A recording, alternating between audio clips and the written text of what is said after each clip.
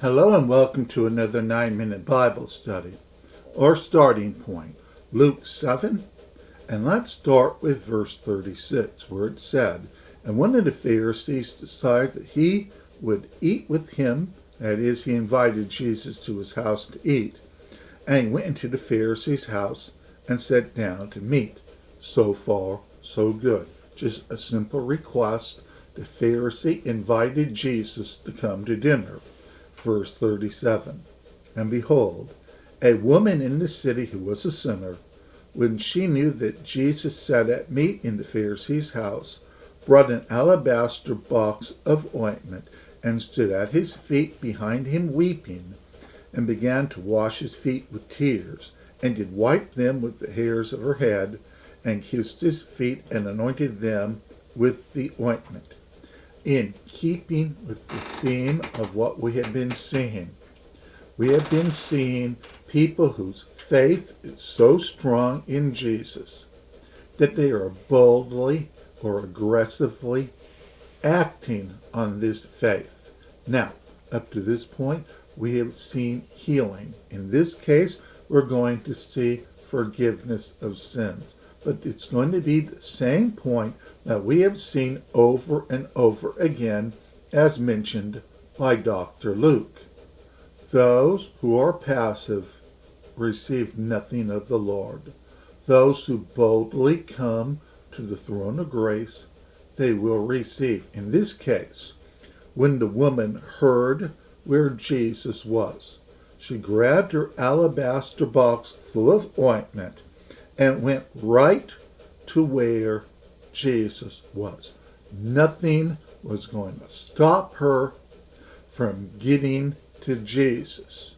Then what happens? She arrives, she pours the oil on Jesus, washes his feet with her hair, and we see one of the best scenes in the entire Gospel of Luke. Now, what did the Pharisee think?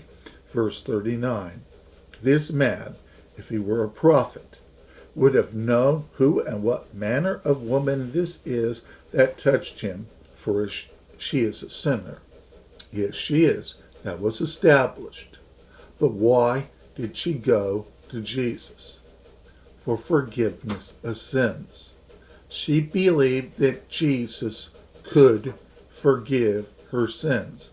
That's why she was there. Is she there just waiting in the wings? Maybe Jesus will call me up? Absolutely not. Was she sitting where she originally started thinking, you know what, I'll just wait, maybe Jesus will come my way? No. What happened? She acted on her faith. She made a bold move. And she went into this Pharisee's house and did what she did. Understand, she was not worried about what the Pharisee would think. When we act in faith, when we put our total trust in Jesus, we are not to worry about what other people say or think. If we worry about what other people are saying or thinking, following the theme of the Gospel of Luke, we will receive nothing. Those who do not act on their faith receive nothing. Honestly, if one is not acting in their faith, it's a good sign that they really don't have faith to begin with.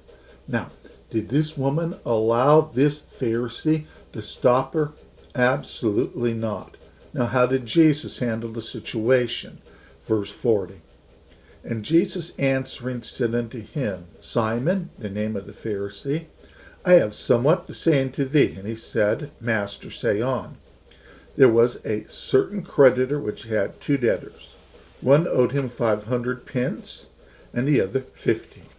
And when they had nothing to pay, he frankly forgave them both." And one makes perfect sense. 2 debtors, one owed a lot, one owed little. Jesus said that the creditor forgave all the debts. The one who owed a lot, hers was gone. The one who owed little, theirs was gone as well. Into verse 42. Tell me therefore, which of them will love him most? What did Simon the Pharisee say? He said, I suppose that he to whom he forgave most. Then Jesus said, what? You have rightly judged. Then Jesus addresses the woman, and he turned to the woman and said unto Simon, see this woman. I entered into thy house, you gave me no water for my feet, but she hath washed my feet with tears, and wiped them with the hairs of her head. Now, connecting this to what Jesus had just said, why was the woman acting this way?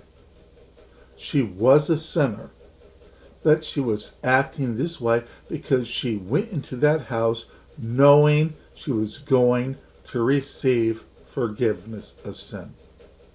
Why is she doing this? In faith, knowing what Jesus is going to do. Verse 45. You gave me no kiss, but this woman, since the time I came, and hath not ceased to kiss my feet. Verse 46. My head with oil thou did not anoint, but this woman hath anointed my feet with ointment. Verse 47. Wherefore I say unto thee, her sins, which are many, are forgiven, for she loved much. Now, why does the woman love much? Because her much sins have been forgiven. This allows her to act boldly. Let's look at a second at the concept of agape love. If we have received the agape love of God, what should we be willing to do? Show that love boldly back to God. In this case, the woman. She had been forgiven of many, many, many sins. Now what is she doing? Because she now loves Jesus because the sins are gone, because of what Jesus did, she can now come boldly to where Jesus is and offer this gift. Yes, this was an offering of praise to Jesus. Even if it meant going into this house, even if it meant the Pharisee looking down his nose on her. Why did Jesus respect this? Because this was an act of worship boldly given because he had forgiven her sins. And to make the point clear, verse 48, he said what? Thy sins are forgiven. The sins were forgiven by Jesus. This woman boldly came, and her sins were what? Forgiven. When we boldly come to Jesus, what we are asking for, whatever it is, Jesus will take care of it.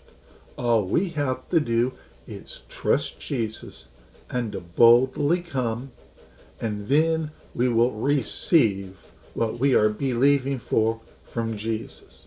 And we'll pick up with this in our next lesson.